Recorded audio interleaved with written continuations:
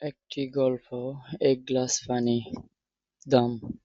একটি গ্রামে গরিব ছেলে ছিল রিফাত। প্রচণ্ড গরমে হাঁটছিল। তার খুব পিপাসা পেয়েছিল। সে একদিন বাড়ির দরজায় গিয়ে বলল, খালা, একটু পানি পাবো? বাড়ির মালিক বৃদ্ধা মহিলা ছিলেন। ছেলেটির ক্লান্ত মুখ দেখে শুধু পানি নয়, এক গ্লাস ঠান্ডা দুধ দিলেন। রিফাত অবাক হয়ে দুধ খেয়ে বললেন, এর দাম কত? বৃদ্ধ হেসে বলল, ভালোবাসার কোনো দাম দিয়ে হয় না বাবা। বহু বছর পরে সেই বৃদ্ধা গুরুতর অসুস্থ হয়ে পড়ে শহরের হাসপাতালে ভর্তি হলেন। একজন বিখ্যাত ডাক্তার তার চিকিৎসার দায়িত্ব নিলেন। চিকিৎসা শেষে বৃদ্ধা হাসপাতালের বড় বিল দেখে চিন্তায় পড়লেন। কিন্তু বিলের নিচে লেখা ছিল, এই বিল অনেক আগের বছর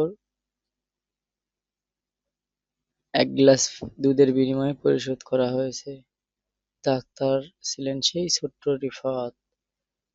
নৈতিক শিক্ষা, ছোট্ট একটি ভালো কাজও একদিন বড় হয়ে আমাদের কাছে ফিরে আসে। এই জন্য সবসময় সর্বদা ভালো কাজ করা উচিত। আর সবাই আমাকে একটু সাপোর্ট করবেন।